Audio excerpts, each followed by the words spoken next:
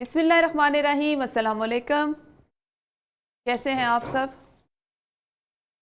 माशाल्लाह जी, ये बहुत अच्छी बात है कि आप सब खैरियत से हैं। आप सब जानते हैं उर्दू 11वीं में हम इस वक्त मौजूद हैं और हमने अपने जिस सबक का कल आगाज़ किया था, जिस महारत पे कल हमने काम करना शुरू किया था वो थी पढ़ने से मुतल्लिक।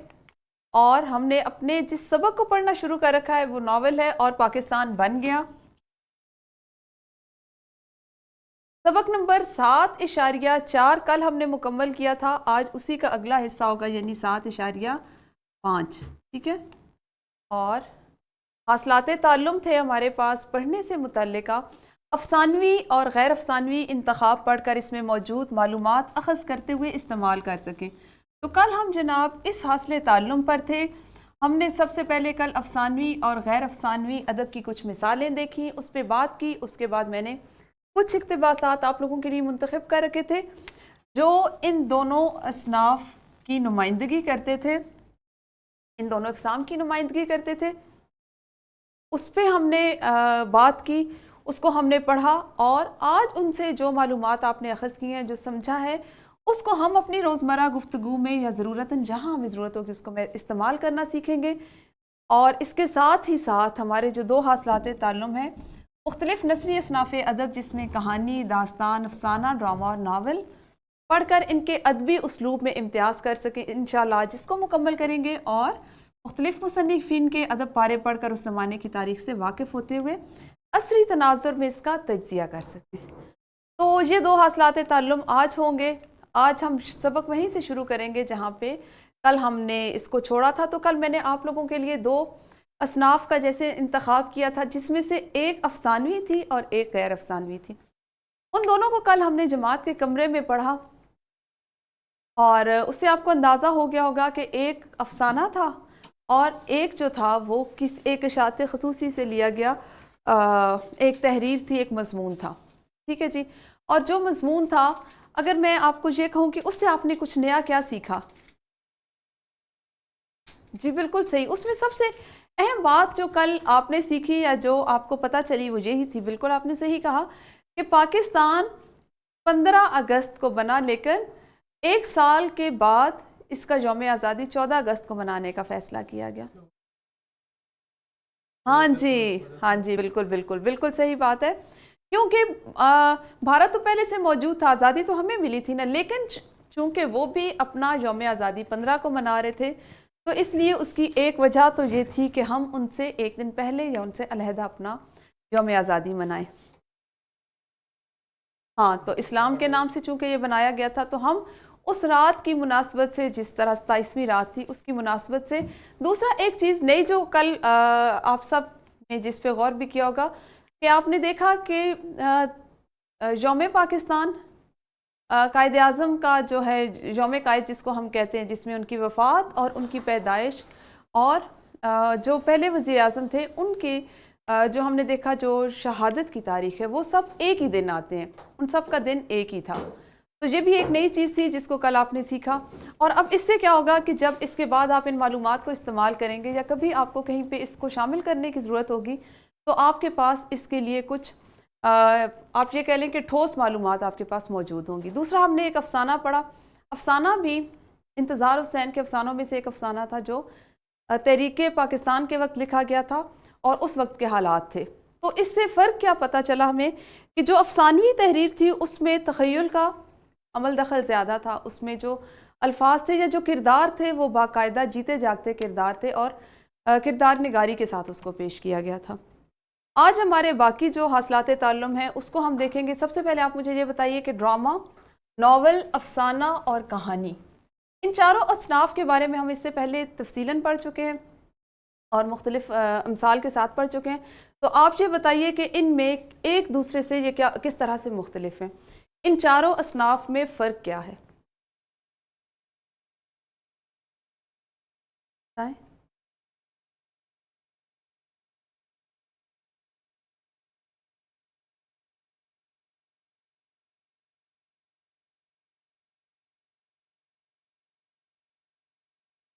होती है कहानी दार वगैरह होते हैं। किरदार, हाँ, मुकालमे होते हैं, मुकालमा होता है, दो तीन लोग होते हैं उनके। और अफसाना वो होता है जो एक एक किसी भी किरदार की एक वाक्य पे मुश्तमिल होता है और उसको हम यकबाबी कहते हैं या एक ही नशिस्त में उसको ख़त्म करते हैं। जबकि नावल किसी एक ख़ानदान के तमाम जो किरदार हैं उन सब के बारे में होता है, जिसमें उनकी पूरी ज़िंदगी या उस ख़ानदान के जो किरदार है या एक जो उसमें मरकज़ी किरदार होता है उसकी ज़िंदगी के मुख्तलिफ़ वाक़यात जिसमें उसका उरूज, ज़वाल और दीगर तमाम चीज़ें शामिल होती हैं, उन तमाम को शामिल किया जाता है। अच्छा जी, अब करने के लिए जो एक छोटी सी सरगर्मी है वो ये है कि इंटरनेट की मदद से आपने इस वक्त ड्रामे, कहानी और अफसाने की एक एक मिसाल जल्दी से तलाश करनी है और उसको अभी पढ़ें। सिर्फ 5 मिनट का वक्त लीजिए और बताएं कि ड्रामे में आपने किसका इंतखाब किया, कहानी में क्या था और अफसाना आपने किसका पढ़ा और उनका मौजू क्या था। अगर ज़्यादा नहीं पढ़ सकते तो इतना ज़रूर पढ़ लें कि आपको उनके मरकज़ी किरदार और उस कहानी का कुछ अंदाज़ा हो जाए।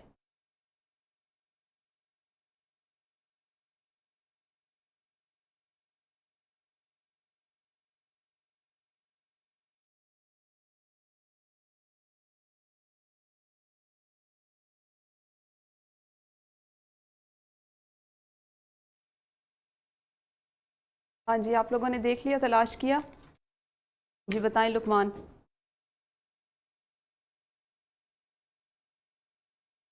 हम्म, इस्मत चुगताई का अफसाना, ठीक है। आपने अफसाने में इस्मत चुगताई का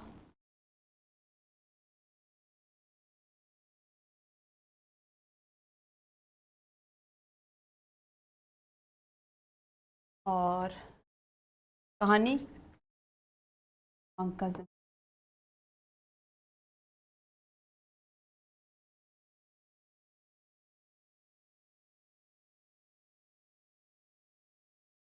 अच्छा, आपको कुछ अंदाज़ा हुआ कि ये जो आपने जिसका इंतखाब किया, जिस अफसाने, कहानी और ड्रामे का इंतखाब किया, इसका मौजू क्या हो सकता है?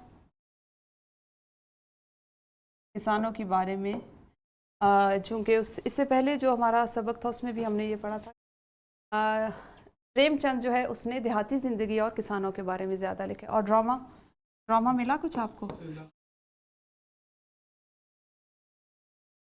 सैयद इम्तियाज़ अली ताज का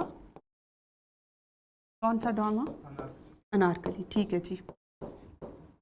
जी, तो आपने देखा कि इस वक्त हमारे साथ क्लास में जो बच्चे मौजूद हैं उन्होंने कम से कम ये कोशिश की है कि किसी अफसाने, ड्रामे या नावल में से कुछ तलाश किया जाए और बाद में उसको पढ़ेंगे, क्योंकि ये पढ़ने की सरगर्मियाँ थी।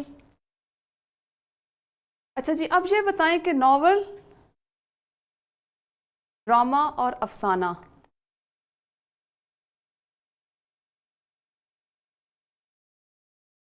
आप लोगों के लिए यहाँ पे एक लिंक है, ये इंतज़ार हुसैन के, इसमें कुछ अफसाने हैं। और कल जिस वक्त हम अपने पढ़ने की सरगर्मियाँ कर रहे थे और उसमें एक अफसाना आप लोगों को पढ़ने के लिए दिया था जिसको आपने घर से भी पढ़ के लाना था, और आज हमने उसमें जो मुतज़क्करा या उसमें जो मज़कूर मालूमात हैं उनको इस्तेमाल करना है। तो उससे आपको अंदाज़ा हो गया होगा, और कल बात भी हो रही थी कि इंतज़ार हुसैन ने क़याम पाकिस्तान के वक्त या तहरीक पाकिस्तान जिस वक्त चल रही थी, आज़ादी की तहरीक चली थी, तो उस वक्त जो कहानियाँ या जो अफसाने लिखे उसको हमने शामिल किया। यहाँ पे लिंक में इंतज़ार हुसैन के 3 अफसाने दिए गए हैं। चूँकि हमारा एक हासिल ताल्लुम ये है कि मुख्तलिफ़ मुसन्निफ़ीन के आपने जो तहरीर हैं उनको पढ़ना है और उनका जो उस ज़माने की जो तारीख़ है उससे वाक़फ़ियत हासिल करनी है। तो अभी आप लोग क्या सबसे पहले करेंगे कि जो अफसाने 3 आपको दिए गए इनको पढ़ेंगे और उस ज़माने में यानी 1947 उससे पहले और उससे कुछ बाद के जो वाक़यात और हालात हैं और जो उस वक्त की तर्ज़ बूदोबाश था उसको आपने गौर से पढ़ना है, समझना है और उसको आज के दौर से असरी तनाज़ुर में उसका एक तज्ज़िया करना है और फिर उस पर हम बात करेंगे। तो सबसे पहले जो लिंक्स में 3 अफसाने या कहानियाँ आपको दी गई हैं इनको पढ़ें और उस पर हम बात करते हैं। जी, आपकी स्क्रीन पे आपको नज़र आ रहा होगा कि हिजरत के मौजू पर इंतज़ार हुसैन के 5 नुमाइंदा अफसाने, जिसमें सीढ़ियाँ, दहलीज़, ख्वाब और तकदीर, कटा हुआ डब्बा और हमसफ़र। तो एक एक करके आपने ये अफसाने पढ़ने और उसके बाद पढ़ने का मकसद ये है कि हमारा जो आज का तीसरा हासिल ताल्लुम है वो ये है कि आपने मुख्तलिफ़ मुसन्निफ़ीन की तहरीर को पढ़ना है और उस ज़माने की तारीख़ से वाक़फ़ियत हासिल करनी, ताकि हम उस वक्त में और मौजूदा जो अहद है उसका फ़र्क जो है वो जान सकें। सबसे पहला जो अफसाना है आप उसको देखें, सीढ़ियाँ।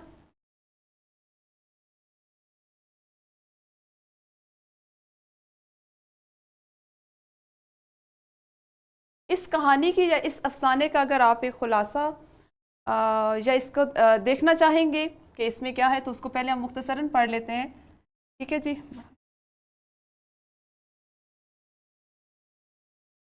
यहाँ से आपको ख़ुलासा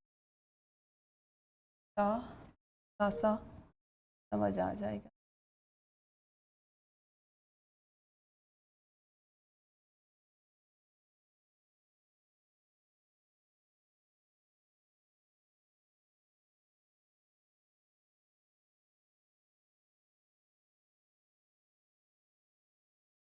पहली कहानी जो है ये एक नॉस्टैल्जियाई कहानी है। गुजरे हुए दिनों की यादें किरदारों के लाशऊर में महफूज हैं, जो ख्वाब की सूरत में उन्हें नज़र आती हैं। वो ख्वाबों की मुख्तलिफ ताबीरें करते हैं और इस बात से बेखबर हैं कि ये माजी का विरसा है, जिनकी परछाइयाँ इनका पीछा कर रही हैं। इसे यूँ भी कह सकते हैं कि इन ख्वाबों ने इन्हें अपनी बाज़याफ्त के अमल पर मजबूर कर दिया है। या आप इसे जल्दी जल्दी पढ़ते जाएँ ताकि हम बाकी दो भी मुकम्मल कर लें और फिर इसको देखेंगे। आप इसके साथ किसी और मुसन्निफ़ का जो असर हाज़िर के हैं उनको किस तरह से पढ़ेंगे।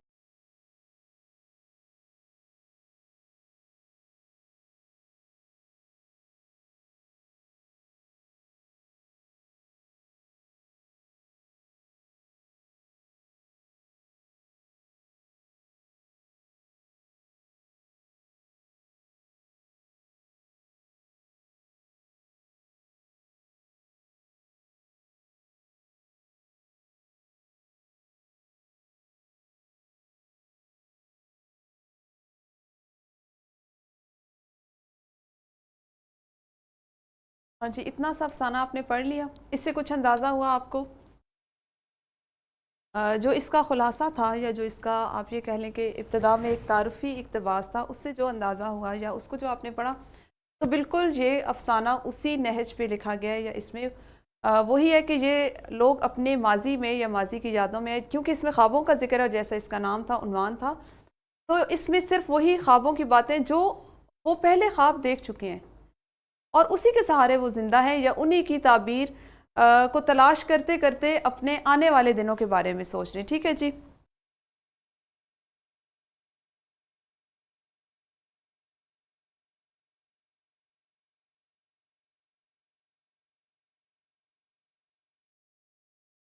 इसी तरह से आपने अभी ये लिंक चूँकि आपके पास आ गया और ड्रॉप बॉक्स में भी है, तो इस क्लास के बाद जो बाकी दो अफसाने हैं वो भी मुकम्मल पढ़ लीजिएगा और उसके बाद आपने इनका तज्ज़िया करना है। एक ही मुसन्निफ़ के 3 अफसाने दिए गए हैं और दूसरा काम आपने जो करना है वो ये है कि ई न्यूज़पेपर, ई अखबार से 14 अगस्त की अशात ख़ुसूसी से क़याम पाकिस्तान से मुतल्लिक़ आपने कोई मज़मून, कॉलम या इदारिया पढ़ना है और उसका शुमार हम किस में करेंगे?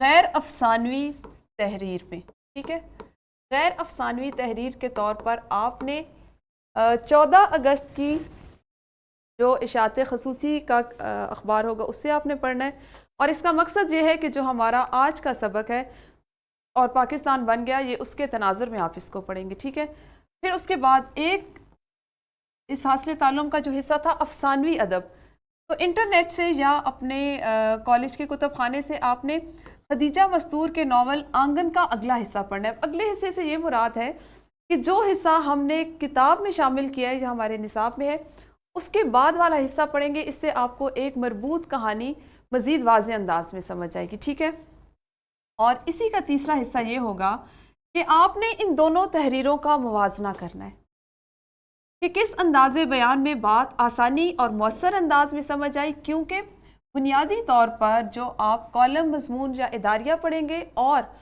जो नावल हम पढ़ रहे हैं उन दोनों का मौजू एक ही है। ठीक है, तो आपने इस पे एक मवाजना लिख के लाना है, एक मवाजनाती नोट लिखेंगे कि अंदाज़े बयान में किस अंदाज़े बयान में बात आसानी और मौसर अंदाज में समझ आई और दोनों असनाफ में पेश करदा मालूमात पर आपने कल जमात के कमरे में तबादला ख्याल भी करना है। ठीक है जी।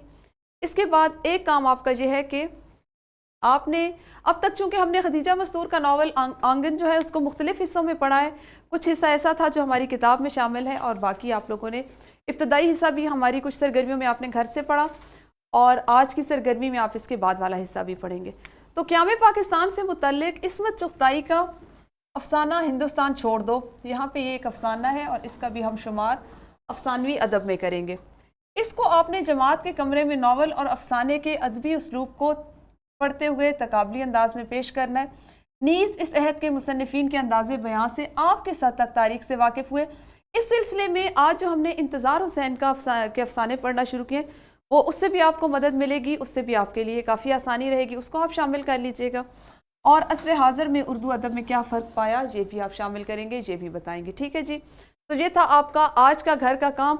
इसके लिए आपको यहाँ पे ये दिखाई दे रहा होगा, इस्मत चुग़ताई का जो अफसाना है वो शामिल कर दिया गया, उसका लिंक यहाँ पे शामिल कर दिया गया ताकि आपको पढ़ने में आसानी रहे। अगर किसी वक्त आपके पास इंटरनेट नहीं है या ई लाइब्रेरी नहीं खुल रही तो आपने यहाँ पे इस्मत चुग़ताई का जो नावल है हिंदुस्तान छोड़ दो, इसको शामिल किया गया।